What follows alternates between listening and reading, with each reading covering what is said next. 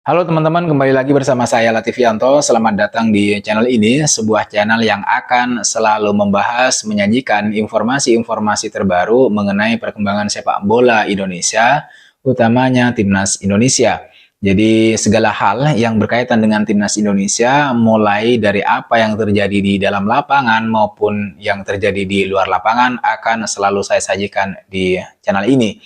Jadi bagi teman-teman yang berkenan, monggo silahkan di subscribe terlebih dahulu dan jangan lupa klik tombol like-nya. Nah, teman-teman, di video kali ini saya ingin mengupas, mengulas, membahas beberapa hal setelah kemenangan telak Timnas Indonesia U19 atas Timor Leste pada Selasa malam kemarin. Kalau ini dianggap sebagai laporan jurnalistik dalam bentuk straight news atau berita langsung, maka bisa dianggap apa yang saya sampaikan di video kali ini itu sudah telat, sudah basi. Karena euforianya itu sudah malam Rabu hingga Rabu kemarin. Tapi yang mau saya sampaikan di video kali ini itu bukan laporan jurnalistik dalam bentuk straight news.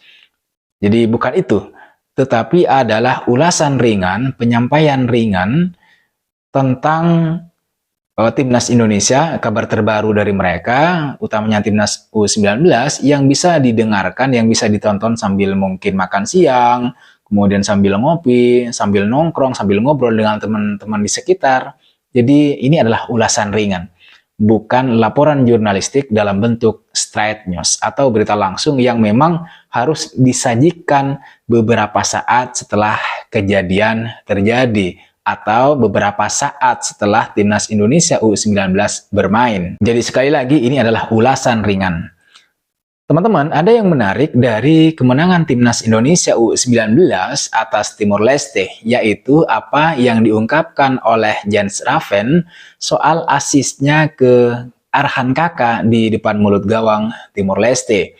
Dia mengatakan kepada media bahwa sebagai seorang striker, memang bisa saja dia mencetak hat-trick, tapi dia melihat posisi Arhan Kaka pada waktu itu dan demi kepercayaan diri sang pemain, dia pada akhirnya memberikan bola di kakinya ke Arhan Kaka, yang sebenarnya Arhan Kaka berdiri di posisi yang lebih bebas daripada dia. Jens Raven merasa senang karena pada akhirnya Arhan Kaka bisa mencetak gol. Setelah di dua laga sebelumnya, meskipun diturunkan sebagai starter, dia tidak dapat menciptakan gol sama sekali.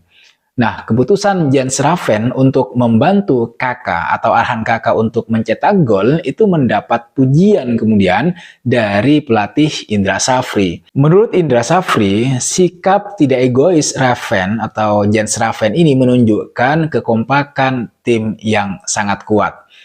Saya kira apa yang terjadi pada laga melawan Timor Leste adalah salah satu kualitas yang memang ingin ditunjukkan oleh Timnas Indonesia U19, terutama di lini depan. Ada kualitas yang sangat bagus yang ditunjukkan oleh Jens Raven. Dia bukan hanya menjadi seorang predator di depan gawang Timor Leste, tapi juga menunjukkan sisi lain, yaitu sebuah kualitas yang memang harus dimiliki oleh seorang striker, yaitu membuka peluang atau membantu rekan satu timnya untuk menciptakan gol. Ada usaha untuk menurunkan ego karena sebenarnya di kesempatan itu peluangnya sangat terbuka bagi Jens Raven untuk mencetak gol ketiga bagi dirinya atau untuk mencetak hat-trick. Tapi dia menolak untuk melakukannya karena dia melihat temannya yang sedang berdiri di ruang yang lebih terbuka untuk mencetak gol. Dan dia dengan lapang dada gitu ya, memberikan bola matang di kakinya ke pemain tersebut. Ini adalah kualitas lain dari seorang striker, dari seorang Jens Raven. Nah, melihat umpan Jens Raven kepada Kaka itu mengingatkan kita pada umpan Rizky Afrizal kepada Jens Raven di pertandingan pertama, di mana berkat asis manja dari Afrizal ini kemudian Jens Raven mampu mencetak gol pertamanya bersama Timnas Indonesia U19. Kiranya dia ingin mengucapkan terima kasih kepada rekan satu timnya dengan memberikan asis manja. Memang bukan kepada Rizky Afrizal, melainkan kepada Arhan Kakak. Tapi itu sudah cukup untuk membuktikan bahwa tim ini memiliki kerjasama dan saling pengertian yang cukup bagus, yang cukup kuat. Selain daripada itu, malam kemarin memang menjadi malam bagi Jens Raven dalam mempertontonkan kelasnya sebagai seorang striker dengan mengemas 2 gol dan 2 assist yang dia berikan kepada temannya. Semoga saja tren positif ini itu terus berlanjut karena setelah menjadi juara grup, Timnas Indonesia U19 ini dipastikan akan berlaga di babak semifinal. Nah, bagi Indra Safri sendiri, ini adalah semifinal yang keempat. Sebelumnya, pelatih Indra Safri itu sudah pernah membawa Indonesia lolos ke semifinal Piala AFF U19 sebanyak 3 kali. Sebagaimana yang saya bilang, ini yang keempat. Namun yang lebih penting dari sekedar masuk semifinal teman-teman adalah bagaimana Indra Safri mampu meramu tim ini dengan baik. Bahkan cenderung menjadi lebih baik dari pertandingan pertama hingga ke pertandingan berikutnya. Ini selaras dengan apa yang disampaikan oleh Indra Safri sendiri, bahwa hal terpenting dalam pertandingan di fase grup itu bukanlah tentang kelolosan Timnas U19 Indonesia ke semifinal, melainkan bagaimana dia meramu tim untuk membentuk komposisi terbaik. Indra Safri dan seluruh tim pelatih sudah bekerja keras gitu ya, selama 3 pertandingan di babak fase grup.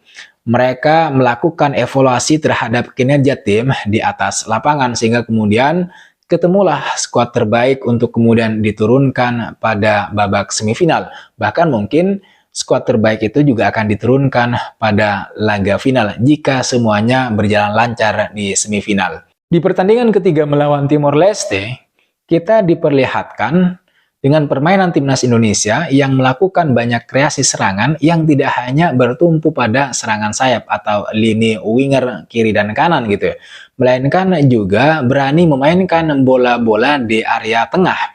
Jadi umpan-umpan manja dan progresif dari utamanya Welbar Jardim itu menjadi salah satu kreasi yang menarik di atas lapangan karena pemain ini memiliki kemampuan mencari posisi atau ruang kosong sebelum diberikan umpan oleh temannya.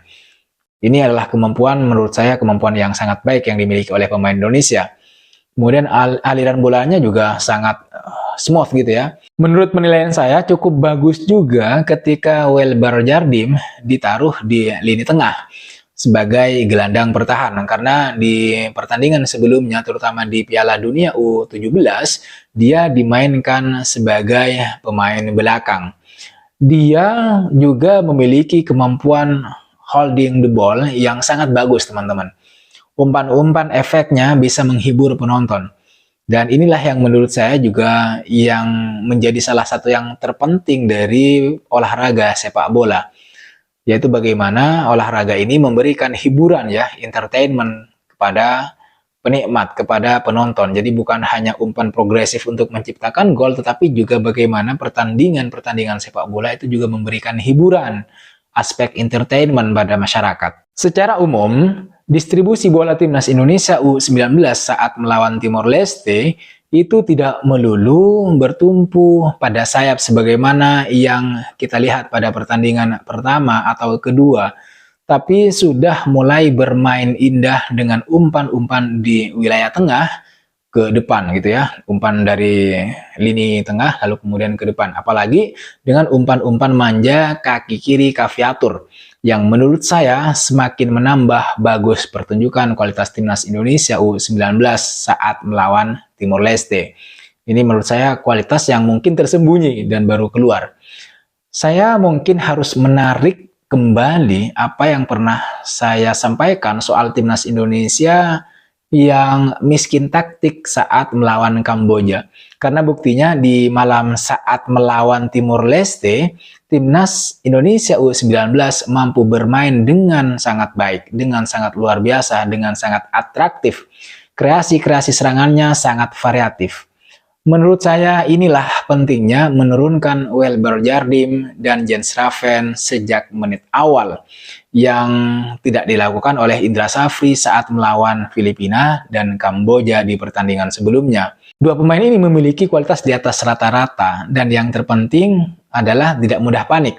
Teman-teman bisa lihat kualitas Jens Raven misalnya ya, yang mengecoh 2 atau 3 pemain Timor Leste di dekat kotak 16 besar sebelum kemudian dia terjatuh dan bola liar hasil gojekannya itu disambar oleh Figo dengan kaki kiri yang kemudian tendangan itu membentur mister gawang dan kiper yang kemudian bola yang membentur kiper tersebut itu mengarah atau masuk ke gawang.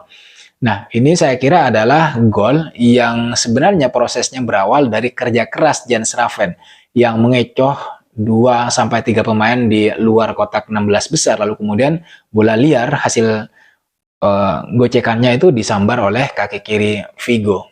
Jadi ini adalah satu kualitas yang bagus dari seorang striker yang mampu ya holding the ball, mendribble bola di antara beberapa pemain lawan, lalu kemudian ya memberikan assist atau ya dari gocekan tersebut kemudian terbuka peluang bagi teman setimnya untuk mencetak gol gitu.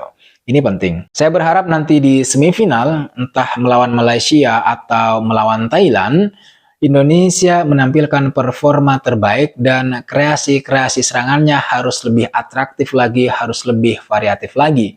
Siapapun lawannya di semifinal itu nanti akan berpotensi menjegal langkah Indonesia untuk ke final, untuk bermain di partai puncak. Saya kira tidak ada yang meragukan bahwa timnas Indonesia bakal lolos dari fase grup dengan gagah perkasa, dengan poin dan kemenangan yang sempurna.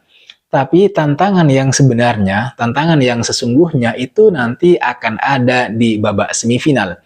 Babak inilah yang harus mampu ditaklukkan oleh timnas Indonesia U19. Maka oleh sebab itu di babak inilah permainan timnas Indonesia harus lebih kuat. Karena betapapun perkasanya di babak fase grup, kalau tidak mampu mengatasi lawan di babak semifinal, maka Indonesia tidak punya harapan untuk menjadi juara, untuk membawa piala AFF U19. Nah, satu-satunya asa untuk membawa pulang juara satu itu adalah mengatasi lawan di semifinal.